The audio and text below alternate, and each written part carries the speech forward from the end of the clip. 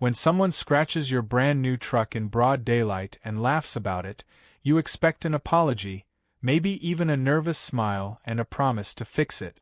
What you don't expect is a smirk, a middle finger, and a line like, "You shouldn't park where I like to drive." That was my introduction to Tyler, Karen's 19-year-old son, self-proclaimed neighborhood alpha.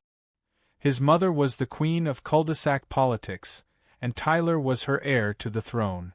I didn't know then how far this little war would go, but I remember the exact moment it started. Me, standing in my driveway, staring at a long white key mark down the side of my Ford F-150, while he filmed himself laughing from across the street. I had moved into the neighborhood 6 months earlier, a quiet place with neat lawns and HOA-approved hedges. I wasn't a troublemaker, just a contractor who worked long days, minded my own business, and liked to keep things tidy. But Karen, the president of our HOA, decided early on that I didn't fit the aesthetic. She complained about my work boots on the porch, my trailer in the driveway, and even the sound of my truck starting before sunrise. Tyler absorbed her attitude like a sponge. He'd rev his car outside my house late at night, toss empty soda cans near my fence, and shout, "HOA reject," whenever I walked by. It was high school nonsense, except this was coming from an adult, or close enough. When he keyed my truck, I didn't call the police. I wanted to be smarter. I installed a small camera above my garage, one of those motion-activated ones with night vision, and kept my mouth shut. A few days later, the footage started paying dividends. Tyler's car, a dented gray Civic with mismatched panels, was parked right behind my truck. He kicked my trash bin, took a selfie flipping me off, then peeled out so fast he threw gravel all over my lawn. I saved the video, time-stamped and clear as daylight. I didn't use it right away. I wanted him to keep digging his own hole. Karen, of course, held her monthly HOA meeting that week. She brought up my noise violations and non-compliance with driveway restrictions. I sat in silence, waiting for her to finish her little speech. When she opened the floor to comments, I stood and calmly asked if vandalism counted as a violation too. The room went quiet. Karen stiffened. "What vandalism?" she demanded. I pulled out my phone and played the video, the sound of Tyler kicking my bin echoing through the room. A few neighbors snickered. One muttered, "That's Karen's boy, right?" Karen's face turned the color of her pink blouse. She said, "That's not proof," grabbed her binder, and ended the meeting early. That night, Tyler drove by my house and blared his horn 5 times. The next morning, I woke to find my mailbox smashed. It wasn't subtle. The metal post was bent like it had been hit full speed. I reviewed the footage again. Tyler's Civic, 2:37 a.m., swerving, then backing up fast. I saved that clip too. Still, I didn't report it. Instead, I replaced the mailbox with a heavy-duty steel post filled with concrete. It looked normal enough, but weighed close to 90 pounds. If he hit that again, he'd total his bumper. Call it proactive landscaping. 2 nights later, I heard the sound of tires screeching. Then a loud metallic crunch. I stepped outside to find Tyler's car half on the curb, the front bumper cracked open like a clam. The new mailbox? Barely a scratch. Tyler sat behind the wheel, groaning, while Karen ran from their driveway in a bathrobe. She started yelling before she even reached me. "You set this up," she screamed. "You can't install traps." I stood calmly, arms crossed. "It's a mailbox, Karen. I even used HOA-approved colors." The police came within minutes. I stayed polite. Tyler, trying to look innocent, told them I lured him into the collision. The officers looked skeptical. They asked for my camera footage. I handed it over, along with the timestamp. Tyler's smirk faded. Karen's tone changed the moment the officers started replaying the clips. She went from furious to desperate, arguing that her son was under stress, and that I was provoking him. I didn't say much. I didn't have to.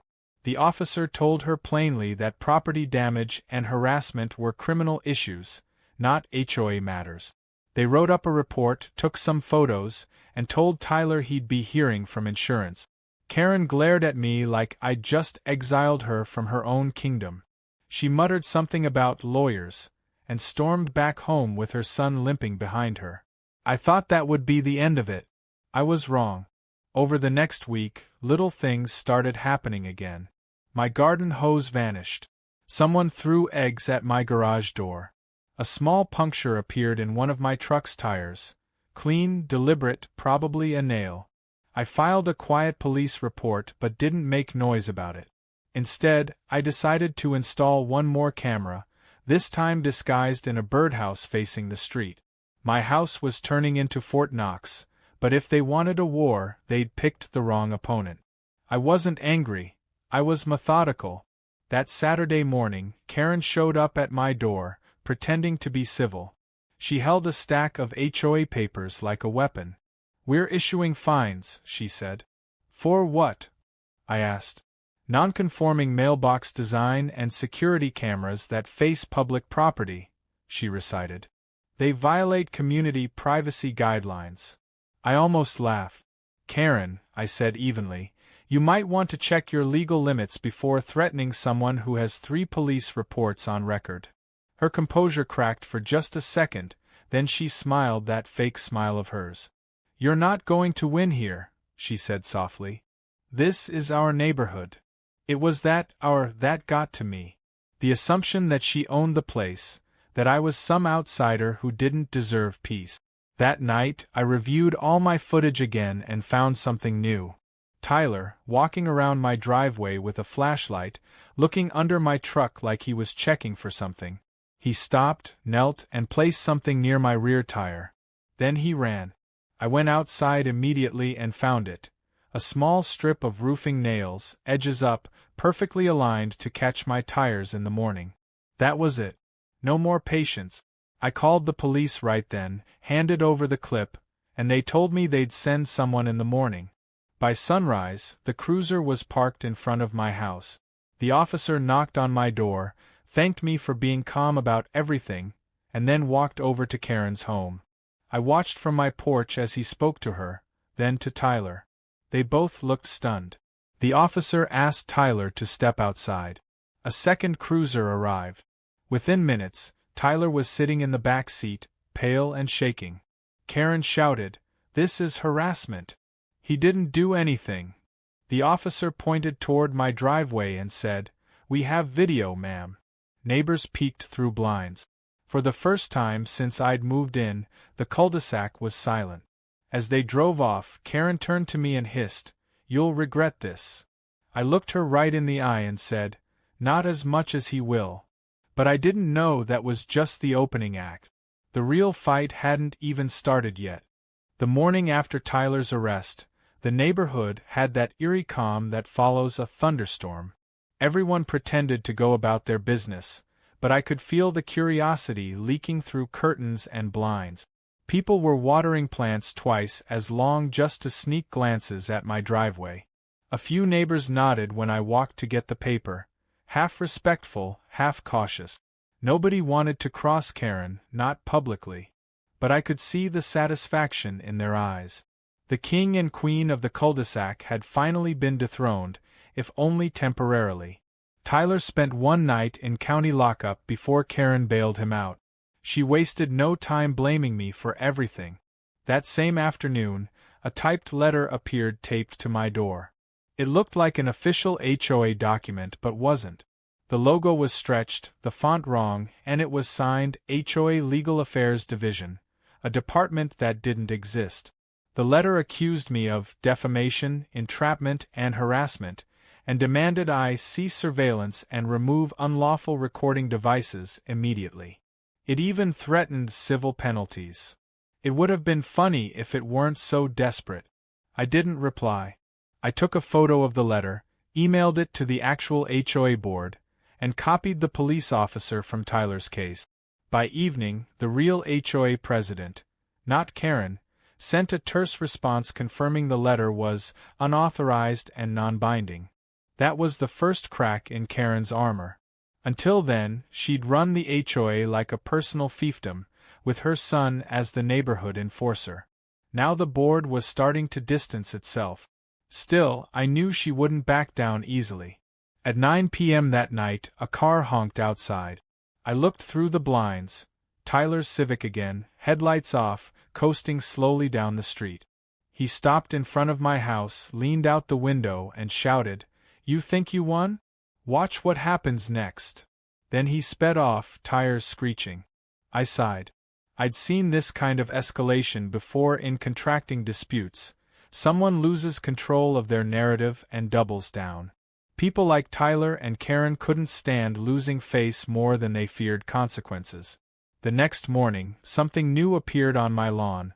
A sign, hammered crookedly into the ground. "Warning, sex offender lives here." My stomach sank. Not because it fooled anyone, just because of how low it was.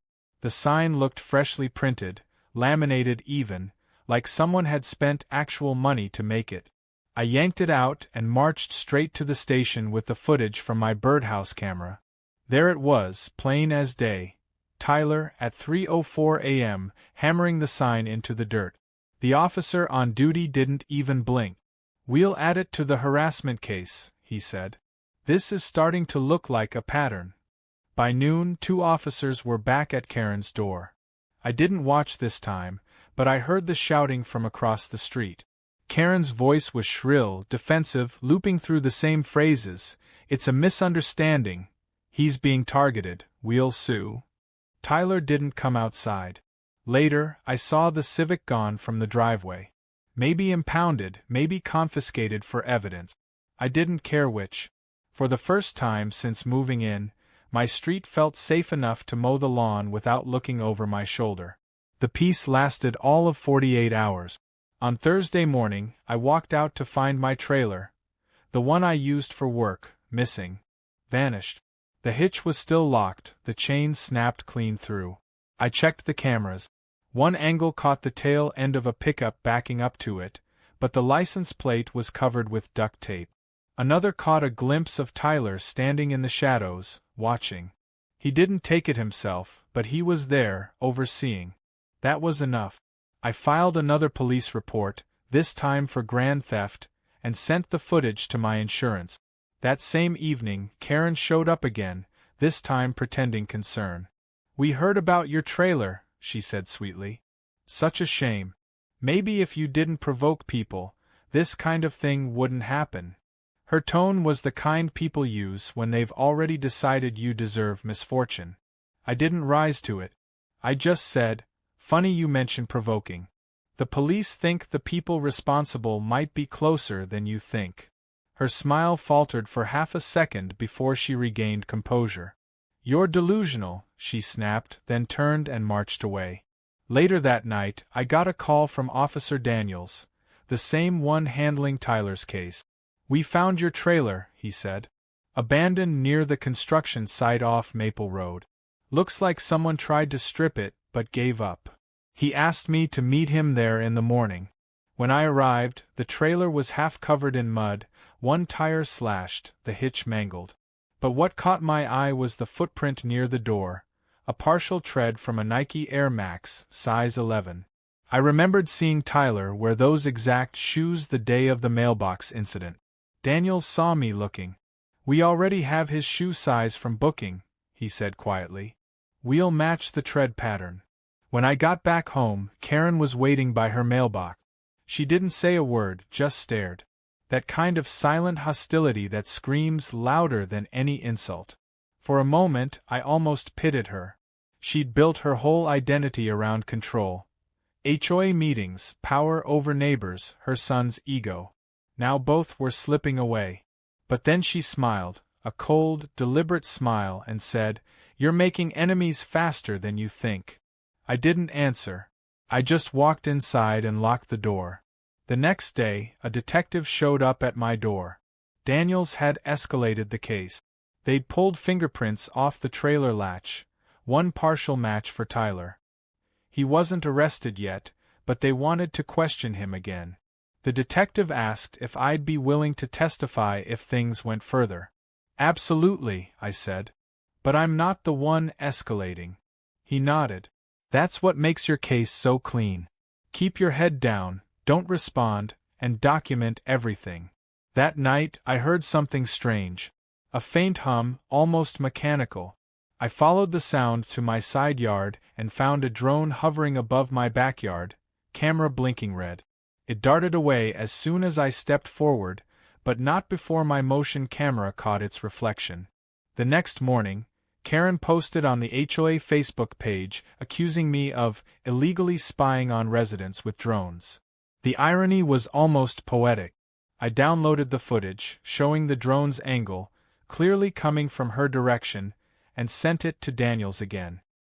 He called an hour later, laughing softly. "You're not going to believe this," he said.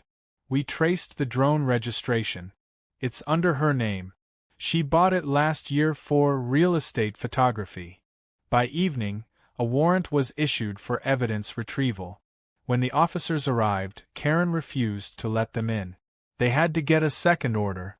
Neighbors gathered quietly along the sidewalk, pretending to walk dogs or collect mail, watching the woman who'd once fined them for mailbox heights now being lectured by uniformed officers. It wasn't an arrest, yet, but it was the first time she looked truly powerless. That night, her lights stayed off. No shouting, no cars revving, no passive-aggressive notes on doors. The silence felt heavier than noise. I poured myself a drink, sat on the porch, and thought it might finally be over. Then my phone buzzed. A text from an unknown number. "Enjoy the peace while it lasts." Attached was a photo of my truck, taken from across the street an hour earlier. I looked around. No movement. No sound. But I knew someone was still watching. I forwarded the message to Daniels. His reply came quick. "We're getting a trace. Don't respond." The next morning, Karen's house looked different. The drapes were drawn tight, and a "for sale" sign leaned half-hidden behind her azaleas. But I wasn't convinced. People like her didn't surrender. They regroup. I checked my footage again. Sure enough, 4:18 a.m., a shadow crossing my driveway. Not Tyler this time. Taller. Broader shoulders. Maybe one of his friends. Maybe something worse. Whatever game they were playing, it was about to cross into a new level. And I was done playing defense. I didn't sleep much after that night. Every noise sounded deliberate. The creak of a branch, the rumble of an engine blocks away, even the wind moving through my fence. But fear wasn't what kept me awake. It was the anticipation of the next move. I'd spent my career as a contractor learning that sometimes the only way to stop a problem was to rebuild from the ground up. That philosophy worked for drywall, for plumbing, and, apparently, for dealing with people like Karen and her son. The morning began with Officer Daniels back at my door, coffee in one hand, folder in the other. "We traced that number," he said, stepping onto my porch. "Prepaid burner. Bought with cash 2 days ago. Guess who was seen on CCTV at the gas station where it was purchased?" I raised an eyebrow. "Tyler." He nodded. "We can't prove he sent the message, but it's not looking good for him." He asked if I'd seen or heard anything new. I told him about the tall figure from the night before, and he made notes while glancing at my cameras. "You've done half our work for us," he said. "Most people don't document this well." I shrugged. "I don't like being the victim." He gave a faint smile. "Then you'll like what happens next." That afternoon, the police executed their warrant for the drone footage.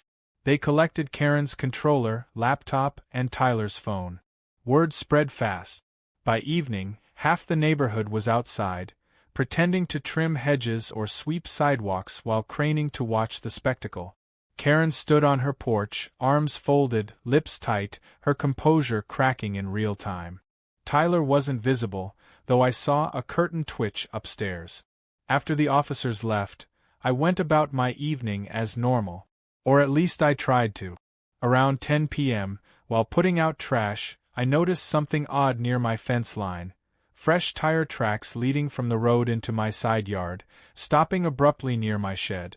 I followed them with my flashlight. Behind the shed, hidden in the shadows, was a pile of smoldering ash and twisted metal. It took me a second to realize what it was: the remains of one of my spare toolboxes, burned beyond recognition. Someone had poured gasoline on it.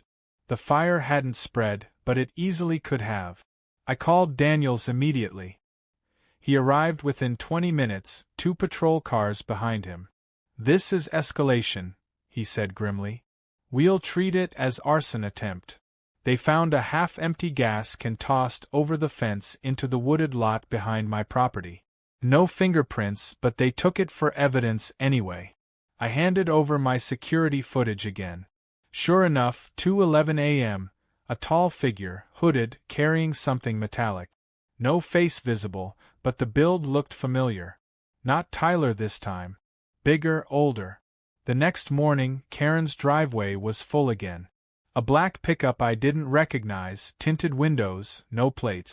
I spotted Karen talking to the driver, a man in his 40s, built like a linebacker. He looked up, noticed me watching, and gave a slow, deliberate smile. Then he opened her trunk, pulled out what looked like construction materials, plywood, rope, maybe even nails, and carried them toward her backyard. Whatever she was planning, it wasn't subtle. By noon, a new wooden fence appeared, 8 feet tall, blocking her property from mine. It violated every HOA rule on height and sightlines, but she clearly didn't care anymore. It wasn't about privacy, it was about power. About building a wall between her humiliation and my existence. Fine by me. I took pictures from every angle and emailed them to the HOA board with the subject line: "Non-conforming fence installation, urgent review." Within hours, the board replied that an emergency meeting would be held that evening. When I arrived at the community hall, Karen was already there, standing at the front, playing the victim. "He's been spying on us, harassing us, filming my home," she declared. I had no choice but to build for our safety. I waited patiently, arms folded, while the other members exchanged wary glances. When they opened the floor, I walked up, handed them my flash drive, and said, "Everything she just said is a lie. And I can prove it." The footage played. Tyler planting the sign, Karen's drone hovering, the figure burning my tools. The room fell silent except for the faint hum of the projector. One member, a retired lawyer named Don, leaned forward. "Karen," he said slowly, "this footage is time-stamped and cross-referenced with police reports." She stammered, "Those are fake. He's editing them." But no one believed her.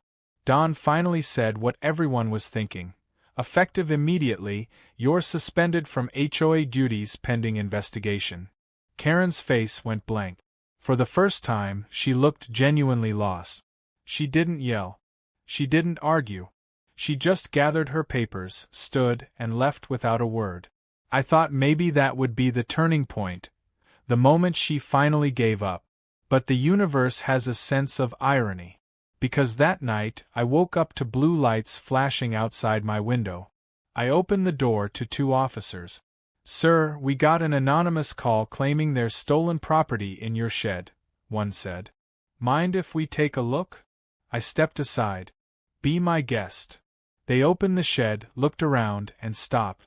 Inside, sitting right in the middle of the floor, was a bright orange leaf blower with a label that read, "Property of City Maintenance." I'd never seen it before in my life. They photographed it, logged it, and asked where it came from. "You tell me," I said. "My cameras will show exactly who put it there." We reviewed the footage together. At 2:43 a.m., the hooded figure again, same height, same build, slipped into my yard carrying something bulky, placed it in the shed, then disappeared into the dark. The officer sighed. "Frame job," he muttered. "You've really got someone obsessed with you." They took the blower for evidence. I went back inside and, for the first time, felt the fatigue hit. Not fear, just weariness. I wasn't just defending property anymore. I was defending sanity. Every time I built peace, they found a way to tear it down. The next day brought something unexpected, a knock at the door. A man in plain clothes introduced himself as Detective Hughes. "I'm taking over the case," he said. "This isn't random harassment anymore, it's conspiracy. We're connecting multiple incidents. He showed me a folder containing reports from nearby neighborhoods. Similar acts of intimidation, stolen property, vandalism. Seems Karen's son has friends who like to help him out, Hughes explained. We think the guy in the truck is one of them. For the next week, I barely saw them. Karen's blinds stayed shut. Tyler's car was gone. It almost felt over, until I received a letter in the mail. Handwritten, slanted script, no return address. It read, "You don't belong here. Leave before something really burns." That night, I moved my cameras to face every angle of the property, front, back, even the tree line. Then I added a motion-activated floodlight tied to my phone. I wasn't waiting for the police to save me. I was building my own insurance policy. 2 nights later, it paid off. At 1:27 a.m., my phone buzzed, motion alert. I tapped the feed. A hooded figure was creeping along my back fence again, holding something shiny. Gasoline can. He stepped into the yard, looked around, then froze as the floodlights roared to life. He panicked, dropped the can, and bolted. But this time, the cameras caught his face. Crystal clear. Not Tyler. The man from the truck. By sunrise, I'd sent the footage to Detective Hughes. At 8 a.m., I heard the knock I'd been waiting for, not on my door, but on Karen's. This time it wasn't 2 officers. It was 5. She came out wearing sunglasses, robe clutched tight, her face pale. The man from the truck was handcuffed beside her, head down. As they led him away, Hughes walked over to me and said, "Turns out your new neighbor fence builder has a record. Petty arson, property damage, harassment. Karen paid him cash." I stared across the street. Karen refused to look at me. Tyler stood on the porch, red-eyed, fists clenched. He didn't speak. Just watched as his mother's hired muscle was loaded into the cruiser. It should have been satisfying. And yet, all I could think was how quiet it suddenly was, how unstable quiet can feel when you've been living under siege. I didn't know it yet, but that silence was just the breath before the real storm. The morning after Karen's hired handyman was hauled away, the neighborhood was eerily polite. People smiled too widely, waved too long, and asked too many "How are you holding up?" questions they didn't really mean. The cul-de-sac had turned into a live soap opera, and everyone was terrified of being written into the next episode. Karen's porch stayed empty that day. No coffee cup, no yoga mat, no HOA binder. The Queen had fallen silent. But silence, in her case, was never peace. It was plotting. Around noon, I noticed 2 unfamiliar cars parked near her house. Men in suits, one on a laptop, one talking on a phone. At first, I assumed reporters. Maybe the local news had sniffed out the story. But then I caught the logo on their folders. Summit Realty Group. I didn't think much of it until, that evening, I got an email from the HOA. Notice of Proposed Neighborhood Redevelopment Survey, it read. Attached was a glossy PDF showing plans for modernized fencing regulations, shared landscaping, and community privacy enhancements. The sponsor? Summit Realty, in collaboration with Karen D. Wallace, resident advisor. I laughed out loud. Of course. Karen had found a new weapon, bureaucracy. She couldn't control me through harassment anymore, so now she was trying to rewrite the rules around me. The proposal suggested removing non-conforming structures, including any unauthorized surveillance installations. My cameras, in other words. It also included a clause granting the HOA temporary access to private property for neighborhood aesthetic audits. Translation: permission for her or anyone she controlled to walk into my yard legally. I forwarded the document to Detective Hughes and Daniels, who were now practically on speed dial. Hughes wrote back, "Interesting move. Probably bluffing, but don't sign anything." The next HOA meeting was packed. Even the neighbors who normally stayed out of drama showed up, curious or afraid. Karen walked in wearing beige slacks and that calm, corporate smile people wear when they've been coached by lawyers. "I know there have been misunderstandings," she began, "but it's time to heal as a community. These new guidelines will restore trust. I waited until she finished her rehearsed speech, then raised my hand. Quick question, I said. How exactly does giving you legal access to everyone's property restore trust? The murmurs started immediately. She stammered, It's not me, it's the board's initiative. But Don, the retired lawyer, spoke up from the corner. No, it's yours. I have the metadata from the document. It lists your name as the original author. Karen froze. A neighbor near the back muttered, You've got to be kidding. Another whispered, She's trying to take our yards. It collapsed fast after that. People began yelling, some accusing her of overreach, others just venting years of pent-up frustration about fines and citations. Karen tried to regain control, banging the gavel like a judge at a riot. Order! This is still my... She stopped herself too late. Still your what? Someone shouted. Your kingdom. She dropped the gavel and walked out, her smile gone. That night, her son's car returned. Tyler didn't even try to be subtle this time. He parked across my driveway, engine running, headlights on full beam, just staring. I stepped outside and stood on the porch, saying nothing. After a few minutes, he revved the engine and peeled away, tires squealing, smoke curling into the air.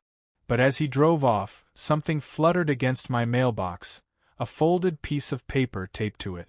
I waited until morning to check it. It was a photo. My house, taken from behind the fence line, at night. In the frame, I could see my living room window glowing softly, and a silhouette of me sitting inside. Written across the bottom in Sharpie, We see you too. That one shook me. Not the threat, but the implication. If they had that photo, it meant someone had been inside my fence again, just feet from my window. I installed another sensor, this one wired directly to my phone alarm. For 3 days, nothing. Then, late Saturday night, the alarm blared. I rushed out barefoot, flashlight in one hand, phone in the other. There was movement behind the shed, fast, stumbling. I yelled, Stop, and the figure froze. Then the light hit his face. Tyler. He looked exhausted, unshaven, eyes bloodshot. You ruined everything, he shouted. She's being investigated because of you. You don't belong here. Go home, Tyler, I said evenly. Before you make this worse. He stepped closer, fists trembling. You think you're safe because of your cameras? They don't stop everything. I kept my voice calm. You're right. They just record everything. That was when the blue lights came on. Daniel's cruiser rolled up silently from the corner, his partner already stepping out. Tyler turned to run, but it was too late.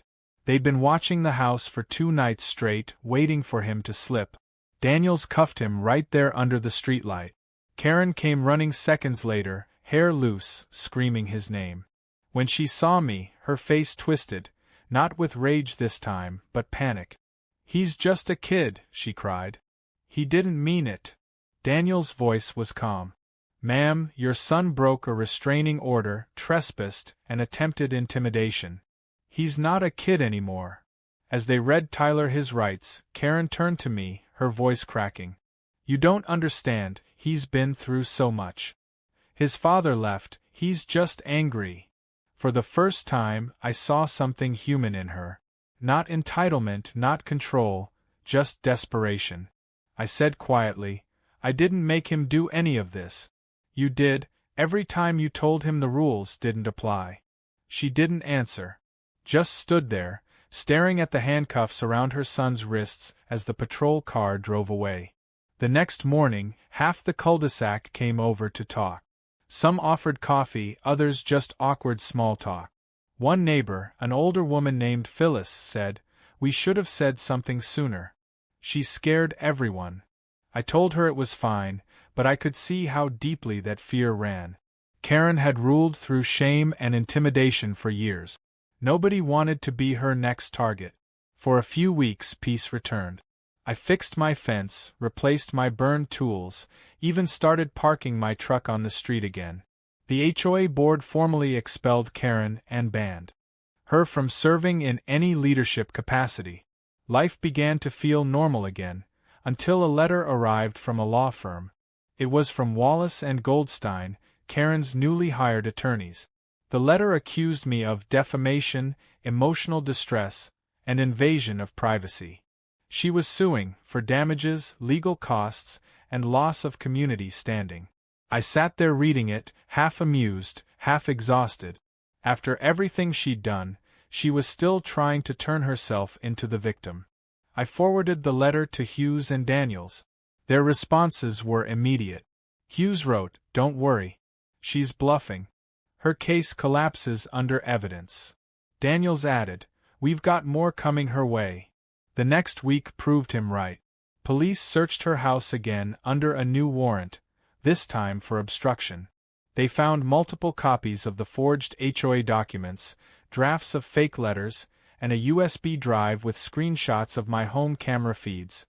Images clearly taken by her drone. When the police car pulled up for the last time, Karen didn't resist. She just sat on her porch, staring blankly at the street.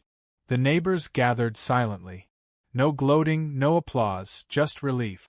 As they led her away, I thought about all the little battles. Each key scratch, each lie, each violation disguised as community concern. It wasn't about winning anymore. It was about finally being left alone. But peace, I'd learned, never comes clean in places like this. Because even as Karen disappeared down the street in the back of that cruiser, I saw movement upstairs in her house, her blinds shifting. Someone still inside. Someone watching. And when I walked back into my home that night, my phone buzzed again. A single text from an unknown number. "Round 2 starts soon." The message, "Round 2 starts soon," sat on my phone screen like a threat written in invisible ink. I stared at it for a long time, debating whether to call Hughes right away. But something about the timing felt off. Karen was in custody, Tyler was out on bail and forbidden from contacting me, and their house was supposedly empty except for a few boxed-up belongings. Yet someone had sent that message from inside the same cul-de-sac where everything had already fallen apart.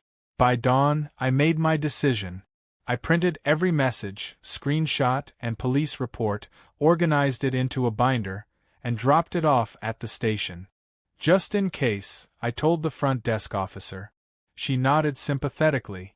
"You've had quite the year," she said. I smiled thinly. "You could say that." That afternoon, the neighborhood looked oddly cheerful, like everyone was pretending things had gone back to normal. The HOA sent a generic community reassurance email, full of words like healing and rebuilding trust. But there was one line buried near the end that made my stomach twist. "A temporary caretaker has been assigned to maintain the Wallace property until its sale is finalized." Caretaker. That evening, I found out who they meant. A white pickup pulled into Karen's driveway just before sunset. A man in a crisp polo shirt and work gloves stepped out, clean-shaven, polite smile, the sort of guy who looked like he belonged on a landscaping brochure. He waved when he saw me watching. "Hey there. I'm Steve. HOA maintenance contractor. Just here to tidy up the place." He was friendly enough, but something about him didn't sit right. Too confident, too casual. When he turned to unload tools, I noticed a tattoo on his forearm. Black lines, geometric, but faded. I'd seen it before. In one of the old drone clips from Karen's yard, the same tattoo had flashed briefly on the arm of the man helping install her illegal fence. I called Hughes that night. "Steve Caldwell," he repeated. "We know the name. Used to work with Tyler at a body shop. We'll keep an eye on him." But keeping an eye on him wasn't enough.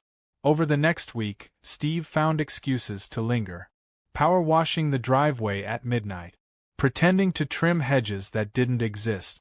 Once he even offered to help fix a broken gutter on my garage. I declined, politely but firmly. His grin didn't falter, but his eyes said something colder. Then, small things started shifting again. My trash bin moved 6 feet overnight. My mail arrived torn open. One morning, I found my front gate hanging slightly ajar. The lock snapped clean but carefully placed back so it looked normal from a distance. I reported it all, but even Hughes sounded weary. He's smart, he said. Knows how to dance just inside the law. Don't engage him. Let us build the pattern. So I didn't engage. I waited. One evening, I caught movement on the far side of my fence, the faint glow of a cigarette ember bobbing in the dark. I switched on the floodlights. The ember vanished, but not before I caught a glimpse of Steve leaning on a rake, looking straight at my camera, smiling. The next morning, my truck wouldn't start. I lifted the hood. Someone had cut the ignition wire clean through.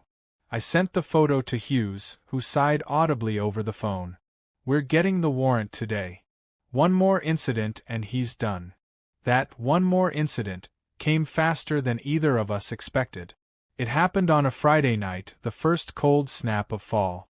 I was upstairs reading when I smelled smoke, faint but sharp, curling through the vents. I bolted downstairs and yanked open the door to the back porch. A small fire was smoldering near the shed again, flames licking at a pile of cardboard. I grabbed the extinguisher and doused it fast, but not before noticing something tucked into the pile. A crushed beer can, flattened, labeled Summit Lager. The same brand Steve had been drinking while working across the street. The next morning, Hughes arrived with 2 patrol cars. They knocked on Karen's door. Steve answered calmly, wiping his hands with a rag. I stood on my porch and watched. They questioned him for a few minutes, then led him to his truck. He went willingly, still smiling, as if the whole thing were an inconvenience. But as they drove away, he turned his head and mouthed something through the window. Not over. For the first time, I felt real fatigue in my bones. Not just anger, but the exhaustion of living in a war no one else seemed to believe existed. The rest of the neighborhood avoided the subject. To them it was over. Karen was gone. Tyler was in court-mandated counseling. The HOA had moved forward. They didn't want to hear that her reach still lingered through people like Steve. 2 weeks passed quietly. I almost believed it might be done for good, until I got a letter from Tyler. It arrived through official channels, approved by his parole officer. Polite, even remorseful. He wrote about wanting to make things right, about how his mother had lost perspective and how he was ready to rebuild trust. He asked if I'd be willing to meet for coffee, somewhere public. Against my better judgment, I agreed. Not because I trusted him, but because I wanted closure. We met at a diner just outside town. He looked different, thinner, quieter, hands trembling slightly when he lifted his cup. I was angry, he said. You embarrassed her. But she made me do things. Said you were dangerous. She's still in jail, I reminded him. Not for long, he said softly. She's got people helping her. Money from somewhere. I leaned forward. Steve Caldwell. He nodded slowly. And others. She called them her support network. Said if she couldn't win in court, she'd win in spirit. That phrase stuck with me all night, win in spirit. It sounded like Karen, the way she twisted words to justify vengeance. The following week, Karen was released on bail pending trial. She moved into a small rental 2 towns over, but I could feel her presence like a phantom limb. HOA board members started receiving anonymous complaints again, claims about unauthorized surveillance, illegal wiring, unapproved paint colors. The writing style was unmistakable. Hughes assured me they were building a solid case, but I was running out of patience. I started documenting everything: phone logs, mail timestamps, visitor photos. I backed up all my footage to a cloud drive and shared it directly with the DA's office. Then, one night, my cameras caught something that made everything click. At 1:46 a.m., Steve's truck rolled past again, slow, headlights off. He wasn't alone this time. Another car followed, a familiar silver Civic. Tyler's. They stopped in front of my house. The 2 of them stepped out, whispered something, then walked toward the side yard. Steve carried a long object, looked like a crowbar. Tyler held a phone, recording. They moved straight to the fence. And then, before I could even reach for the phone alarm, the floodlights exploded to life, triggered by their motion. They both froze, blinded. Caught in perfect frame. Steve dropped the crowbar. Tyler panicked and tripped over the curb. By the time police arrived, 5 minutes later, they were still sitting on the curb, hands raised. The footage was so clear it could have been a commercial for poetic justice. Steve was arrested for violating bail and conspiracy. Tyler was charged again for breaking his restraining order. And Karen, when notified of their arrest, reportedly screamed so loud the officers at her rental could hear her from the street. The next morning, the cul-de-sac gathered outside. People talked softly, shaking their heads. Someone brought donuts like this was some kind of victory breakfast. I stood there, tired but calm, watching the last of the cruisers leave. When Don from the HOA walked over, he said, "You've done more for this neighborhood than any of us ever did." I just smiled faintly. All I ever wanted was a quiet life. He nodded. Funny thing about quiet, it never comes easy in neighborhoods like this. He was right. Because even that night, as I finally sat on the porch with a beer in hand, I noticed one last thing. Karen's old house had gone dark, but the for sale sign had been replaced with a new one. Same logo. Same company. Summit Realty. And taped to the back of the sign, barely visible under the porch light, was a note written in bold black marker. "You might have won the battle." The last line was underlined twice. But this neighborhood was mine first. The note on the back of the realty sign didn't scare me. It irritated me. It was Karen's voice all over again, smug, possessive, incapable of accepting defeat. But what unsettled me wasn't the message itself. It was the handwriting. It wasn't her elegant, looping script. It was rougher, slanted, rushed, like someone trying to imitate her but not quite pulling it off. I tore it off, folded it into my pocket, and sat on the porch thinking about how absurd it all was. For months, my life had been a series of neighborhood skirmishes, a scratched truck, a smashed mailbox, drone surveillance, fake lawsuits, fires. It felt almost comical now, like I'd been living inside a suburban thriller. But that note meant someone was still playing. Someone wanted to keep the game alive. The next morning, I drove into town to talk to Hughes in person. His office was cramped, overflowing with case files, but he looked sharper than ever, like a man who'd been waiting for this moment. When I handed him the note, he examined it under a magnifying light. "You're right," he said. "This isn't her writing. And she's not allowed to communicate with you directly anyway." He opened a drawer, pulled out a stack of evidence bags, and flipped through them until he found a printout. "We've been monitoring Summit Realty," he continued. "Turns out it's not just a realty firm. It's a shell company Karen's brother set up last year. He's been managing her finances since her arrest. The caretaker, Steve Caldwell, worked for him under the table. So this whole caretaker thing was a setup," Hughes finished.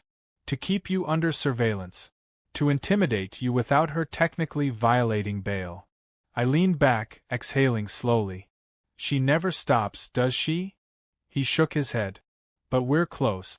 We just need one more connection, something that ties her directly to Steve's actions." As I drove home, the neighborhood looked deceptively calm again. Kids on bikes, sprinklers turning lawns emerald, mail trucks humming down the street. Ordinary life draped like wallpaper over the chaos that had unfolded here. I almost pitied anyone moving into Karen's house next. They'd have no idea what history seeped through those walls. That evening, I noticed movement in the yard next door. Not police this time, actual realtors. 2 women in business suits, taking photos, measuring square footage, making note. The for sale sign now had a sold sticker across it. My stomach sank. Someone had bought the place. Already. When they left, I wandered over to take a closer look. The driveway was still cracked, the fence still illegally tall, but the windows gleamed like someone had recently washed them. And on the porch sat a small flower pot, fresh soil, 1 daisy, and a card stuck into it. The card read, in neat handwriting, "Welcome home." That night, a moving truck arrived. I stood by the window, watching silhouettes carry boxes inside. A woman's laugh, deep and unhurried, floated across the lawn. Then a man's voice said something I couldn't hear. Nothing suspicious, just normal. Refreshingly normal. For the first time in months, I allowed myself to believe the chaos was over. 2 weeks passed in peace. The new neighbors introduced themselves as the Parkers, Emily and Tom, newlyweds from out of state. They were warm, easygoing, and seemed genuinely unaware of the property's past. Emily even brought cookies the first weekend. "We heard there was some drama before," she said cautiously, "but everyone told us it's fine now." I smiled and told her it was. But peace never lasts long when Karen's fingerprints are still in the background. On the 3rd week, I received another envelope, plain white, no return address. Inside was a single sheet of paper. No threats this time. Just a photo. A screenshot, actually. Security camera footage. My footage, from inside my own system. It showed me standing on my porch, holding the first note from the realty sign. That one made my pulse spike. Someone had accessed my cameras remotely. I checked the system logs immediately. There it was. Unauthorized login attempt, time-stamped at 2:14 a.m., originating from an IP address registered to Summit Realty Group. I called Hughes. "That's it," he said instantly. "That's the link we needed." The next few days were a blur of coordination. Detectives filed for digital warrants, traced the login activity, and tied it back to Karen's brother.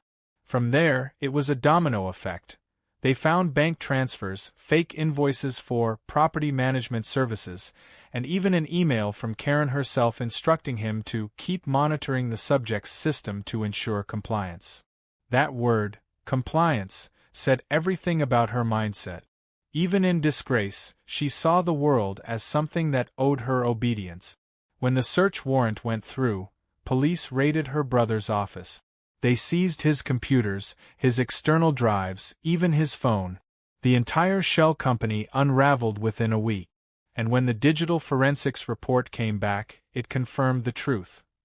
Karen had orchestrated the harassment from the start, continuing even after her arrest, using proxies and business partners to do what she couldn't. I thought that would finally be the end. But the finale came in a way none of us expected. One morning, I woke to a knock. Not frantic like before, but steady. Hughes stood there with Daniels, both wearing the kind of expressions cops reserve for situations that are technically resolved but morally messy. "She's dead," Hughes said flatly. For a moment, I didn't process it. "Car accident," he continued. "Single vehicle, late last night. She lost control on a rural road outside town. No foul play. Just speed and bad judgment." I didn't know what to feel. Relief? Shock? Grief? None of it seemed right. For so long, Karen had been a force of nature. Loud, manipulative, unrelenting. The idea of her simply gone didn't compute.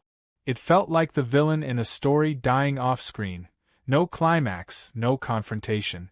Just silence. Daniels glanced at me. "You're not obligated to attend the hearing for her remaining charges.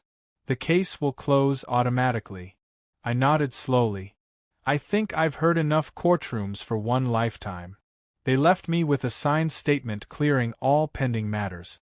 It felt surreal, a paper certificate of peace. That night, I walked the cul-de-sac. Karen's house was empty again, the Parkers having backed out of the sale after the news broke. A bank-owned property sign leaned against the grass. Crickets hummed. Porch lights glowed like quiet sentinels. I found myself standing where her mailbox used to be, the one that started all of this when she smashed mine. The air smelled like wet pavement and fading summer. I thought about how small it all seemed now. A neighborhood feud that spiraled into madness. A mother who couldn't stop controlling everything, even as it destroyed her. A son who mistook obedience for loyalty.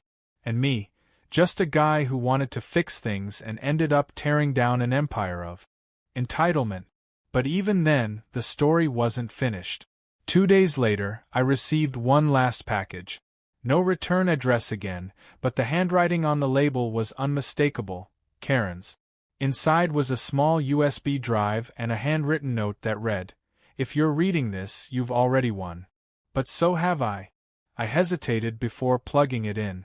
Hughes had warned me about malware, but curiosity overpowered caution. Inside the drive were dozens of video files, drone footage, neighborhood clips, even HOA meetings she'd secretly recorded. But one file stood out. It was labeled Final Words. I pressed play. The screen flickered, then showed Karen sitting at her kitchen table. Her hair was unkempt, her eyes tired, but her voice was still steady. "If they're watching this," she said, "then everything's already over. But understand something, I wasn't wrong. People need rules. Order. Someone has to enforce it because chaos fills the gap. She paused, staring straight into the camera, thinks he beat me by playing fair. But fair doesn't change people. Fear does." She leaned closer. "And I made them afraid, didn't I? You, them, all of you. Even if they hate me, they'll remember me. They'll think twice before breaking the rules again." The video ended with a faint smile. I deleted it immediately. Some victories don't need souvenirs. A month later, the house finally sold, to a young family with twin daughters. They repainted it blue, tore down the tall fence, and planted roses by the porch. The cul-de-sac felt alive again. Kids rode bikes past my driveway without fear. The HOA meetings were dull, which was exactly how they should have been.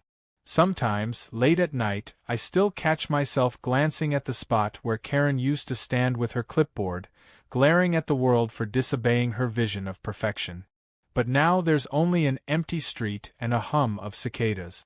Peace, after all this time, feels almost too quiet. But I'll take it. Because when the police finally knocked on her door that day months ago, it wasn't just justice. It was the sound of a neighborhood waking up. And for the first time, I think we all finally heard it.